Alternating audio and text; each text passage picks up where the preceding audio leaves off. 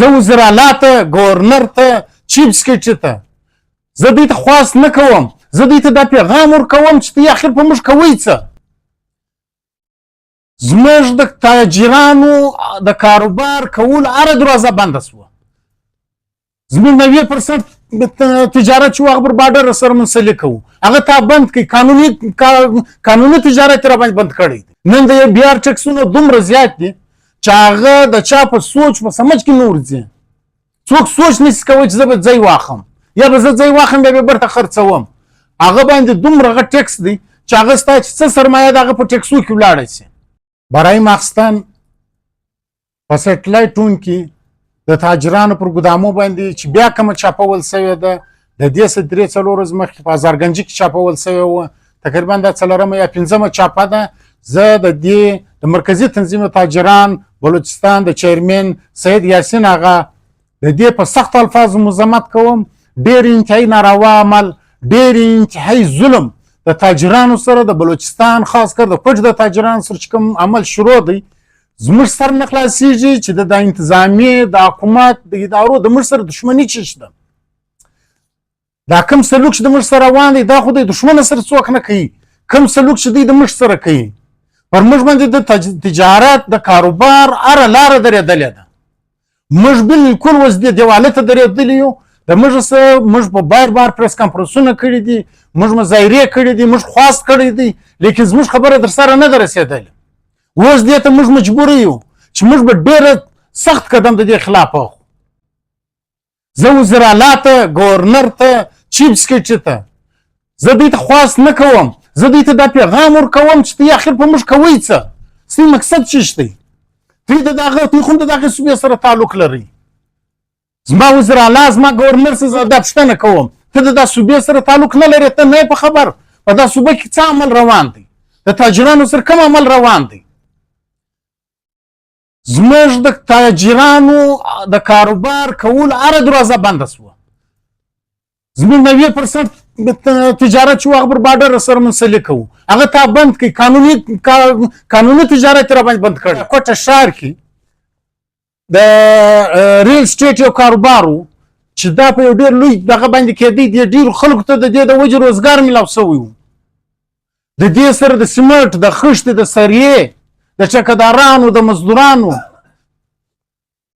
د ماربلو د هر شي د دې سره یو ډېر لوی تعلق و په لکاو خلکو ته د دې سره روزګار و لیکن زه دا درته وایم 80% 90% دا کاروبار ته یې پر موږ درولی دی نن د بیار ټکسونه دومره زیات دي چې هغه د چا په سوچ په سمج کې نه ورځي څوک سوچ نشي کولی چې زه به ځای واخلم یا به زه ځای واخلم بیا به برته خرڅوم هغه باندې دومره غټ ټکس دی چې هغه ستا چې څه سرمایه د هغه په ټکسو کې ولاړه شي چې کوم قانوني تجارت کوي د شپې پر 3 بجې پر 4 بجې باندې د کسټم اداره راځي چاپې وایي دا څنګه چاپې دي چې ته په شپه کې وایي نو دا چاپه تر اوسه د ورځې په رڼا کې وه د دې مطلب دا دی چې ستا نیت نه دی صحیح که ستا نیت صحیح وي ته د ورځې پر 10 پر 12 بجې راغلی وای موږ به در سره ولاړ سو وبېرو کوم شی چې دی غیر قانوني دی ویې څه لیکن که دغه عمل یې د دې ته اوس موږ مجبور یو بالکل موږ اوس خواست نه کوو اوس به د دې خلاف موږ سخت قدم اخلو زه د زموږ د کوټې د بلوچستان چې څه تنجر تنظیمونه دي زه د هغو څه دا خواست کوم چې راسئ دا د تاجرانو د بقا مسله ده دا زموږ د ښاریانو د ولس مسله ده پر دې باندې باید چې موږ د یو د بله سره بغض و عناد نه کوو موږ د دې دپاره یو سو څه تاجر تنظیمونه دي موږ د راوغواړي موږ ورځو په هر